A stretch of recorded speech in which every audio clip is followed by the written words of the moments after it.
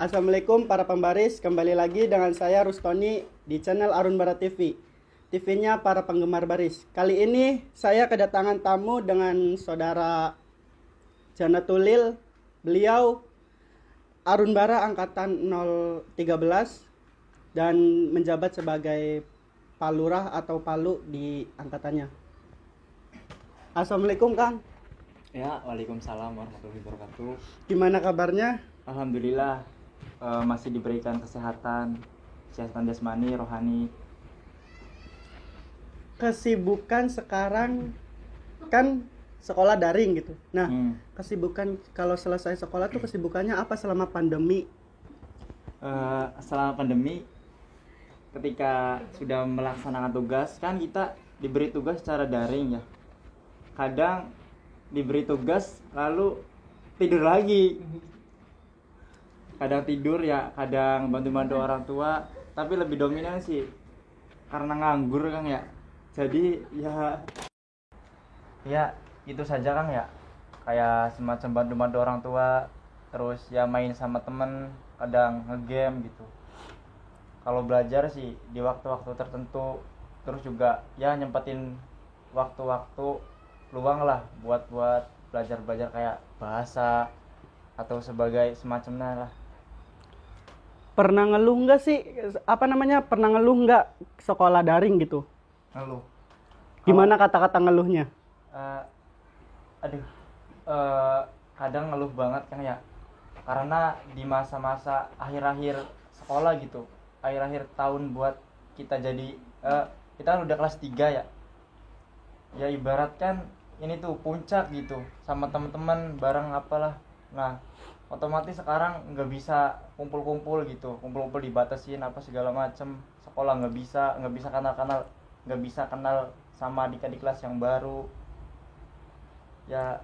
Ngeluh banget ya, tapi gimana lagi, udah protokol kesehatan, udah dari tugas dari pemerintah juga untuk ya selalu safety. Apa yang pertama kali dilakukan ketika wacana kalau 2021 bulan Januari itu sekolah bakal offline lagi? Apa yang pertama kali dilakukan sama Kang Jana? Pertama kali ya, karena mungkin bukan hanya saya ya, mewakili semua orang, pasti pengen kumpul-kumpul lah sama teman-teman. Udah pada kangen, udah pada rindu gitu. Meskipun di kelas saya cuman laki-laki semua, nggak ada ceweknya, tapi ya itulah kekuatan laki-laki selalu solid. Ini mas seandainya bulan Januari kan wacananya sekolah berangkat gitu. Yeah. Tapi seandainya kalau bulan Januari sekolah diundur lagi gitu, apakah siap dinamakan angkatan corona season 2? Waduh. Siap nggak siap ya, terima nggak terima, tapi mau gimana lagi, apa yang harus dilakukan, kita nurutin apa kata pemerintah aja gitu. Yang penting baik buat kita, pemerintah juga pastilah mereka memikirkan ke depannya demi generasi anak mudanya itu. Sebenarnya kalau boleh tahu di sekolah ngambil ekstrakurikuler apa? Ekstrakurikuler ya. Kan di sekolah kita ada dua bidang lah, ibaratkan dua bidang. Yang pertama ekstrakurikuler yang wajib, dan yang satunya yang sunnah, bisa dibilang kayak gitu. Nah kalau yang wajib saya ngambil paskibra. Nah kalau yang sunnah saya voli, terus apa lagi, sama futsal. Udah intinya olahraga yang sunnah. Kan di SMK ngambil ekstrakurikuler wajibnya paskibra. Pengalaman di paskibra itu suka dukanya ketika latihan tuh gimana? Apakah kesel sama pelatihnya, apakah kesel sama yang seniornya, apa gimana gitu? Ya. Untuk pengalaman latihan ya, pengalaman pribadi sementara ya, pribadi sendiri gitu. Alhamdulillah kan saya menjabat sebagai Palu di Paskibra. Nah, suka duka dari seorang Palu dan ketika latihan adalah ketika ngumpulin anak-anak supaya baris rapi gitu, enggak ribut terus.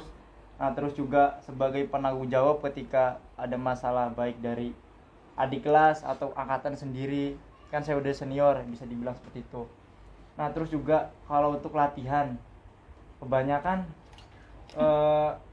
kesel ya. Kalau kesel sama teman sendiri sih. Kadang susah diatur gitu. Enak sendiri. Nah, kalau pelatih ketika dia memberikan memberikan tanggapan yang dia berikan kepada kita gitu, mereka tuh membenarkan kita supaya kita tuh baik gitu, kita tuh benar. Bukan berarti sang pelatih itu membenci kita itu, tapi ya kadang juga jengkel sih. Pernah nggak dimarahin sama pelatih? Aduh, dimarahin sama pelatih mungkin itu Sering. hal yang paling membuat saya sering banget lah intinya. Kalau boleh tahu, selama menjadi anggota Paskibra Arunbara pernah lomba di mana aja? Nah, ya, untuk lomba alhamdulillah kan ya, selama sampai saat ini lomba saya udah banyak lah, tapi cuman itu doang, kayak semacam jadi official, nggak pernah ikut lomba-lomba lah, jadi bantu-bantu gitu. Pernah masuk pasukan inti? Pasukan inti pernah sih, mau masuk, cuman pada saat itu mau masuk tapi telat gitu waktunya, Kang. Datangnya telat, jadi nggak masuk gitu. Pernah sih jadi danton, cuman gagal.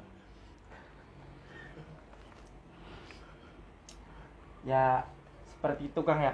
Kalau pengalaman lomba, kalau nggak salah lomba pertama di Indramayu, di alun-alun, terus di Kandang Haur, terus di Garut, terus di Cirebon, Sumber. ya di Sumber, terus yang terakhir di Indramayu lagi. Kan pas lomba jadi official gitu atau jadi cadangan. Nah, yang paling kesel tuh kalau jadi cadangan tuh di hal yang paling keselnya tuh? Apakah kalau pas nih pasukan mau masuk DP ya, mau masuk DP 1. Nah, sedangkan pasukannya masih belum kumpul, itu ada yang masih di WC, ada yang lagi jajan gitu. Keselnya tuh gimana? Kesel ya, pribadi, bukan tidak semua orang seperti saya gitu. Keselnya ya mungkin ya, keselnya tuh jadi ketika itu ya kita ingin menyiapkan ya, kita udah siap gitu, yang lain udah pada siap, nah sementara ada teman kita yang belum siap.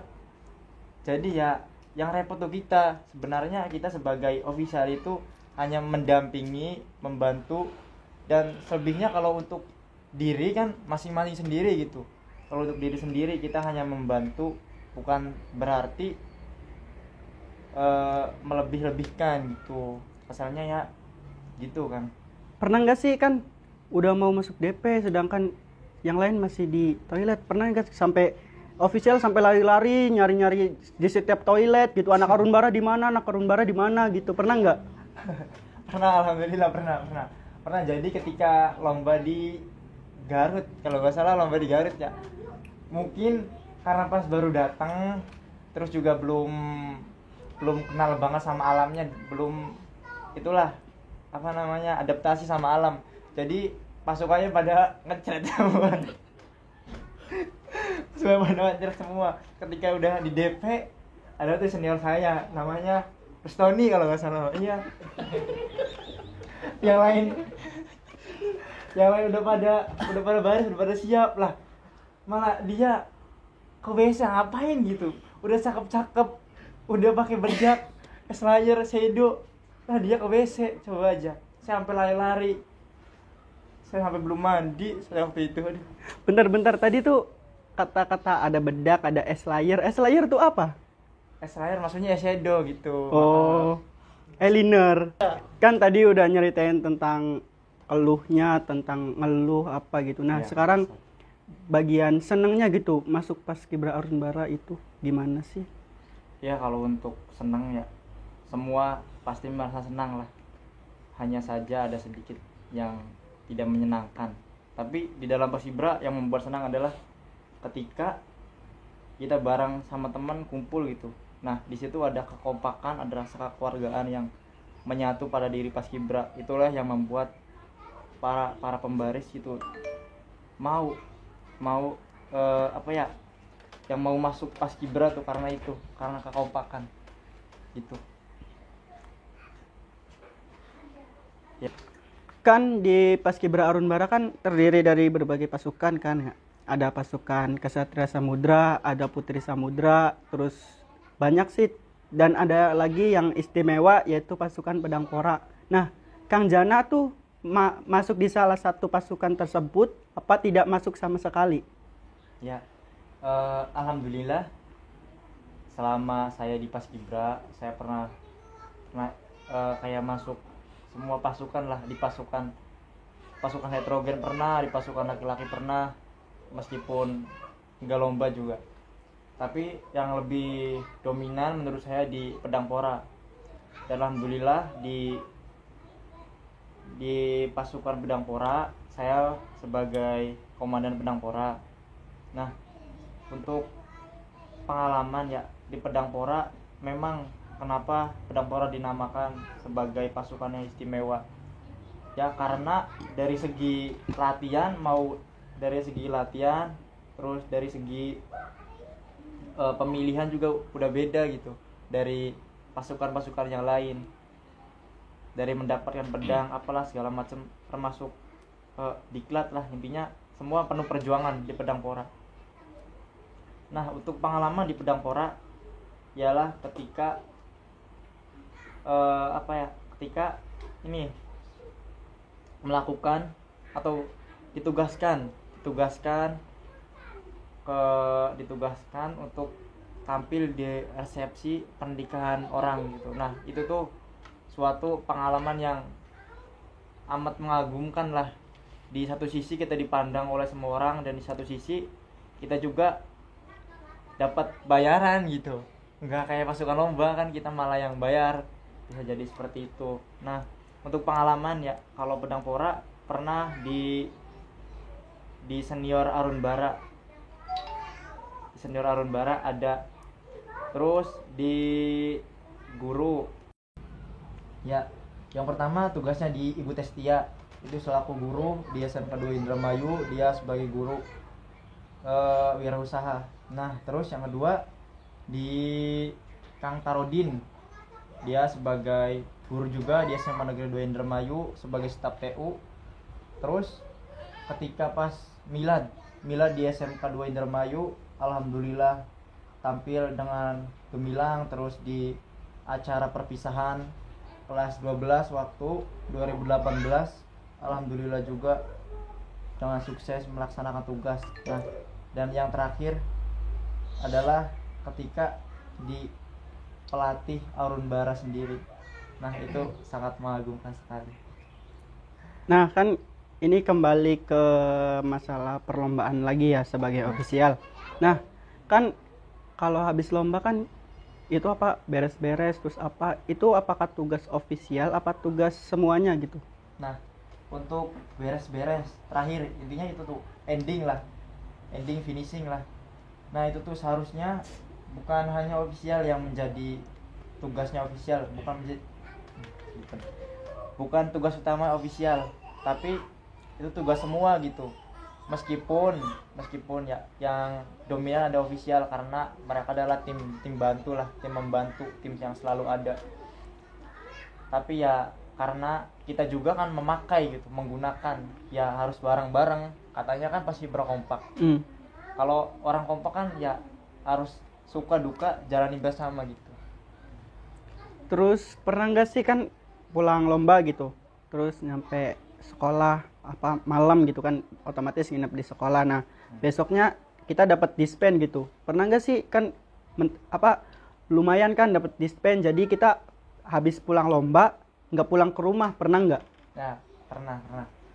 Jadi waktu itu pas pulang lomba ya banyak sih ya pengalamannya seperti itu kan. Setiap kali lomba pasti seperti itu, pasti ada dispen. Nah, kalau yang sering sih ya lebih dominan ke nginep di sekolah. Jadi ketika orang lain ya, anak-anak lain sekolah, kita malah stay di sekolah enak-enakan gitu, pakai sarung, jajan di kantin. Nah, terus juga ada pengalaman yang amat-amat bisa dibilang menyedihkan ya, boleh gitu ya. Karena pada saat itu ketika lomba saya nggak pulang, saya mampir ke temen, ke senior Arun Bara. Cewek apa cowok? Pertama ke cowok, cewek, kedua ke cowok, ke teman. Tadinya mau nginep di rumah, di kosannya teman gitu. Nah, terus kata ibunya suruh pulang. Pas pulang di jalan udah deket berapa meter lagi ya, sekitar 50 meteran lagi lah. Di situ terjadi kecelakaan dan ya membuat apa ya, kita tuh berkesan, hal yang tidak bisa dilupakan, pengalaman tidak bisa dilupakan.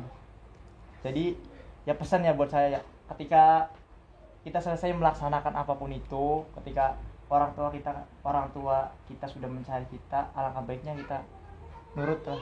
Kalau suruh pulanglah terlebih dahulu. Kalau mau main ya pulang dulu, izin ke orang tua gitu. Senangnya kita punya jabatan sebagai Palu. Senangnya kita mempunyai jabatan sebagai Palu. Sebenarnya menjadi orang yang ditanggungjawabkan itu tidak enak sebenarnya, karena harus menanggung semua apa yang bukan kita lakukan, tapi kita harus menanggungnya gitu. Nah, tadi apa pertanyaannya?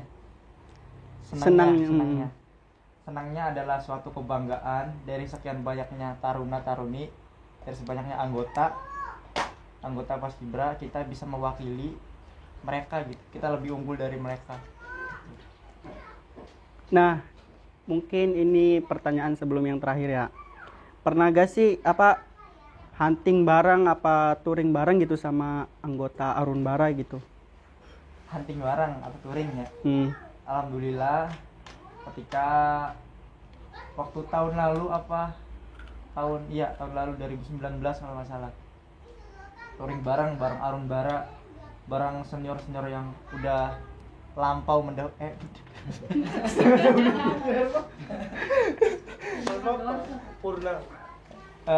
bareng Purna Arun Bara ya. Touring kalau nggak salah touringnya ke Cikadongdong, daerah Majalengka. Nah, di situ adalah momen-momen bahagianya Paskibra Arun Bara, bisa touring bareng lah. Alhamdulillah, itu pertama kalinya touring, meskipun gak jauh-jauh banget kan, tapi itu mengesankan banget ya. Bolehlah tahun sekarang atau tahun depan setelah pandemi request kemana gitu, pelatih gimana.